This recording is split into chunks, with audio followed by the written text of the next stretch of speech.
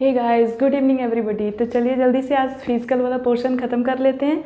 तो फिजिकल में हमें क्या देखना है, पर्वतों को देखना है। तो आज हम बात करेंगे पर्वतों की। इसके पहले हमने कुछ बेसिक फीचर्स बताए थे, साउथ अमेरिका में बेसिक चीज़ें देख चुके थे। तो आज हम फिजिकल वाला टॉपिक देखेंगे। फिजिकल में हम पर्वत और पठारों को देखेंगे। तो साउथ अमेरिका में अगर हम पर्वतों की बात करें तो पर्वत में एक सबसे लंबी पर्वत श्रृंखला देखी गई है जिसे हम एंडीज पर्वत कहते हैं। आप मैप में देखिए, मैप में सबसे साउथ में यहाँ पे सबसे कॉर्नर पे एक पर्वत बनाया होगा जिसे हम एंडीज पर्वत कहते हैं। ये एंडीज पर्वत जो है वो साउथ अमेरिका के 7 देशों से होकर के गुजरी है। साउथ अमेरिका के 7 देशों से होकर गुजरी है, जो कि विश्व की सबसे लंबी पर्वत श्रृंखला है। और ये जो है हिमालय के बाद दूसरी जो ऊंची है पर्वत वो है। हिमालय के बाद दूसरी ऊंची पर्वत है और विश्व की सबसे लंबी पर्वत है। और इसे हम एंडीज क्यों कहते हैं, क्योंकि इसमें एंडीसाइटिक चट्टानें पाई जाती हैं। इसमें एंडीसाइटिक चट्टानें पाए जाने के कारण हम इसे एंडीज को एंडीज पर्वतमाला कहते हैं। और इसमें एंडीज पर्वतीय क्षेत्र में ही एक ऊंट प्रजाति का पशु पाया जाता है जिसे हम लामा कहते हैं। तो एंडीज पे जो पशु पाया जाता है उसे लामा कहते हैं। ये क्वेश्चन बहुत बार पूछा जा चुका है कि लामा जो है वो किस पर्वतीय क्षेत्र में पाया जाता है। तो ये एंडीज पर्वतीय क्षेत्र में जो है ये पशु पाया जाता है जिसे हम लामा कहते हैं। ये एक नवीन बलित पर्वत है। एंडीज पर्वत जो है वो एक नवीन बलित पर्वत का एग्जाम्पल प्रस्तुत करता है। इसके बाद यदि हम इसमें ज्वालामुखी पर्वतों की बात करें, इस एंडीज पर्वत में अगर हम ज्वालामुखी पर्वत की बात करें तो बहुत सारे ज्वालामुखी पर्वत देखे गए हैं, जिसमें आपका कोटोपैक्सी है, चेम्बरेजो है, एल्मिस्टी है, सेरो डल सलाडो है। तो अगर हम सबसे पहले बात करें कोटोपैक्सी की, तो आप मैप में देखिए एंडीज के पास एक 0 डिग्री जहाँ से गुजर रही है, जहाँ से लाइन 0 डिग्री की जा रही है, यहाँ से 0 डिग्री गुजर रही है। 0 डिग्री के आसपास में आपको कोटोपैक्सी दिख जाएगा। कोटोपैक्सी क्या है, एक सक्रिय ज्वालामुखी पर्वत है। कोटोपैक्सी एंडीज पर्वत श्रृंखला में एक सक्रिय ज्वालामुखी पर्वत है। और सक्रिय ज्वालामुखी पर्वत किसे कहते हैं? सक्रिय ज्वालामुखी पर्वत उन पर्वतों को कहते हैं जिनसे कॉन्टिन्यूसली लावा का उद्गार होता रहता है। जैसे यहाँ पे देखिए कॉन्टिन्यूसली लावा का उद्गार होता रह रहा है। अब इस तरह के ज्वालामुखी जो पर्वत हैं वो विश्व में हर जगह बहुत जगहों पे पाए गए हैं। जैसे कि अगर ज्वालामुखी पर्वतों की बात करें तो उसमें सक्रिय ज्वालामुखी पर्वत है, सुषुप्त ज्वालामुखी पर्वत है, प्रसुप्त ज्वालामुखी पर्वत है।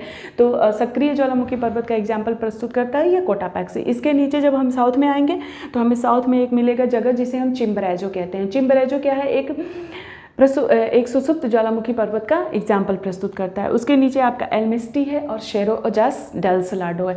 एंडीज पर्वत की अगर सबसे ऊंची पिक की बात करें तो वो है एकांकागुआ, जो कि अर्जेंटीना में स्थित है। अर्जेंटीना में एकांकागुआ एंडीज की सबसे ऊंची चोटी है। एकांकागुआ आपको कहाँ मिलेगा? सबसे नीचे आइए आप, यहाँ पे जहाँ मकर रेखा है, मकर रेखा जस्ट नीचे आएंगे, यहाँ पे एक छोटा सा यहाँ पे ला प्लाटा वाला बनाया होगा, ला प्लाटा रिवर जहाँ पे लिखा हुआ है, उसके अगर साउथ में पश्चिम में देखेंगे तो आपको एकांकागुआ चोटी मिलेगी, जो कि एंडीज की सबसे ऊंची चोटी मानी गई है। इसके बाद अगर हम बात करें यहाँ पे एक पठारों की, तो यहाँ पे एक बहुत बड़ा सा आपको पठार देखने को मिलेगा।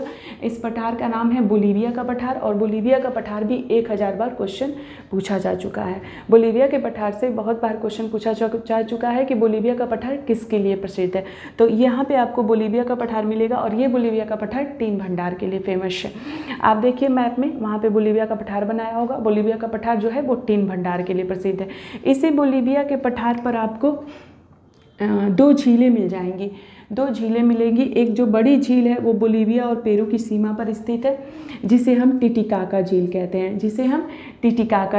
हैं। और ये टिटिकाका झील विश्व की सबसे ऊंची नौगम्य झील मानी गई है। विश्व की सबसे ऊंची नौकागमन करने वाली जो झील है वो टिटिकाका झील को मानी गई है। इसके टिटिकाका झील से जस्ट नीचे जब आप आएंगे तो यहाँ पे आपको एक छोटी झील मिलेगी जिसे हम पूपो झील कहते हैं। यहाँ पे एक छोटी झील है बोलीविया के पठार पे ही देखिए। बोलीविया के पठार पे आप मैप लेकर के बैठिएगा, एटलस, स्टूडेंट एटलस या स्कूल एटलस आप लेकर के बैठिएगा। मैप का जो ब्लैंक आता है उसको लेके बैठिएगा, उस पर आपको प्रैक्टिस करना है। तो आपको जब आप एंडीज़ वाला पोर्शन बनाएंगे, एंडीज़ के पास आप कोटोपैक्सी लिखेंगे, चिम्बरेजो, एल्मिस्टी, सेरो डल सलाडो, एकांकागुआ। और बोलीविया का पठार बनाएंगे। बोलीविया के पठार पे आप 2 झीलों को लिखेंगे, जिसमें टिटिकाका झील और पूपो झील होगा। टिटिकाका झील विश्व में सबसे ऊंची नौगम्य झील मानी गई है और एक छोटी झील यहाँ पर है जो वो पूपो झील मानी गई है। इसके नीचे जब हम आएंगे, इसके साउथ में जब हम आएंगे तो साउथ में हमें एक डेजर्ट मिलेगा जिसे हम अटाकामा का डेजर्ट कहते हैं। अटाकामा का डेजर्ट जो है वो नाइट्रेट के लिए फेमस है, और अटाकामा का जो डेजर्ट है वो विश्व में सबसे ज़्यादा शुष्क क्षेत्रों के लिए प्रसिद्ध है। विश्व में सबसे ज़्यादा जो शुष्क है एरिया है वो उसके लिए फेमस है अटाकामा का मरुस्थल। अटाकामा के मरुस्थल में 2 जगह आपको मिलेगा जिसे हम अरिका और इकिके कहते हैं, और ये भी दोनों जगहें आपका इसी के लिए शुष्कतम क्षेत्रों के लिए विश्व में सबसे शुष्क क्षेत्रों के लिए प्रसिद्ध है। तो ये है आपका अटाकामा का डेजर्ट। अटाकामा का डेजर्ट नाइट्रेट के लिए फेमस है। ये भी क्वेश्चन बहुत बार आ चुका है। अटाकामा का डेजर्ट किसके लिए फेमस है? नाइट्रेट के लिए है। तो चलिए फिर अगले वीडियो में देखेंगे इसके बाद। और वीडियो अच्छा लगेगा तो लाइक करें, शेयर करें, सब्सक्राइब करें, और कुछ अगर आपको कमेंट के थ्रू कुछ बोलना है, कुछ पूछना है, या फिर आप ज्योग्राफी से रिलेटेड कुछ भी पूछना चाहते हैं, कुछ डाउट्स क्लियर करने हैं आपको, या क्वेश्चन किस तरीके से आते हैं, इस तरीके से कोई भी क्वेश्चन आपको पूछना है, डेफिनेटली ज्योग्राफी का रोल बहुत बड़ा है। और सारे सब्जेक्ट ही अपनी जगह पे बहुत इंपॉर्टेंट हैं, चाहे वो पॉलिटी हो, चाहे करंट अफेयर्स हो, चाहे साइंस एंड टेक्नोलॉजी के पोर्शंस हो। तो यहाँ पे जो सारी क्लासेस हैं चलती हैं साइंस टेक के, पॉलिटी के, इन्वायरमेंट के, तो वो एक अलग मतलब मैटर है। लेकिन अगर आप ज्योग्राफी से रिलेटेड कुछ भी अगर आपको डिस्कस करना हो, या फिर आप कुछ पूछना चाहते हैं, बताना चाहते हैं, कमेंट सेक्शन में लिख करके ज़रूर हमें बताइए। Thank you so much. Have a nice day.